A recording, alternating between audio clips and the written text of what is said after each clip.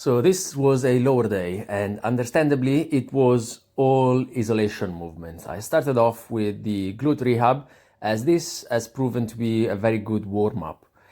Even though I am only doing that for one leg, it ends up really pumping a lot of blood in the whole body. There is a lot of core engagement, and of course the glutes are the ones that are taking most of it.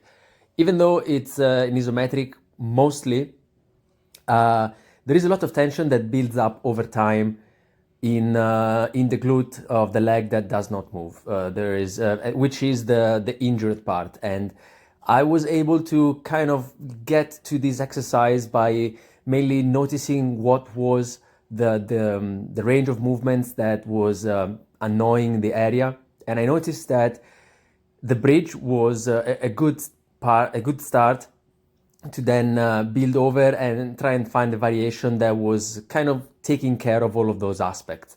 And another aspect that was problematic was also the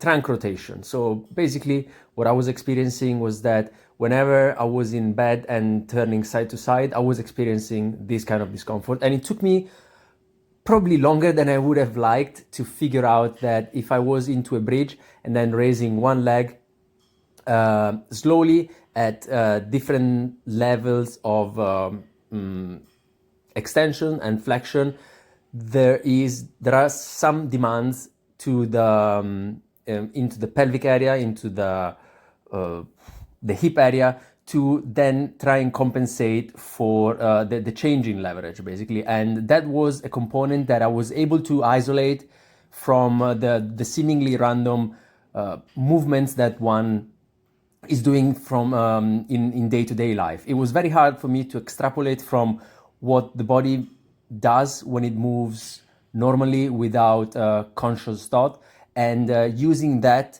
and distilling that in very small segments that I could then utilize to build up on the rehab program. And that didn't really take that long. It was just one exercise, but it is a good one, and it has done a very good job up until now. Now, the other part of the workout was mainly, again, as I said, isolation movement. So I did something for the front of the thigh, for the quads, leg extensions, very basic, proven exercise. I don't really chase muscle growth, hypertrophy with that.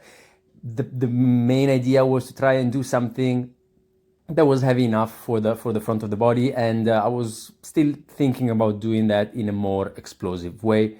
And I was also doing some handstands just to throw something for the upper body in there. I think it's good to get some continuity with lower body days where I can still do something for the upper body, as I was doing on upper days with the glute rehab. So it's kind of in a wild interpretation, it's still somewhat tailored to someone who likes moving full body whenever he gets the chance. In here was Nordic curls, and I was doing those. I hadn't done those for a while, and in the past, before I started using these glute rehab exercises more on a day-to-day basis, it was starting to give me a bit of a discomfort in reaching full hip extension, so at the top of each repetition. So I kind of took it easy. I was doing a couple of sets. The first one was 5 reps, and the second one was 4. At this point, I started noticing that I was experiencing the tension in both hamstrings slightly differently, and I ventured that could have been because doing some work specifically for the left leg had kind of given me a bit of an advantage. Not sure if that is the case, but I started feeling that. This was a bit of a weird experiment where I was trying to get some seated calf raises, which is an exercise that I think is very beneficial and I would like to do in a more explosive way, but that was the only time I ended up giving up and used the leg press machine. Ciao!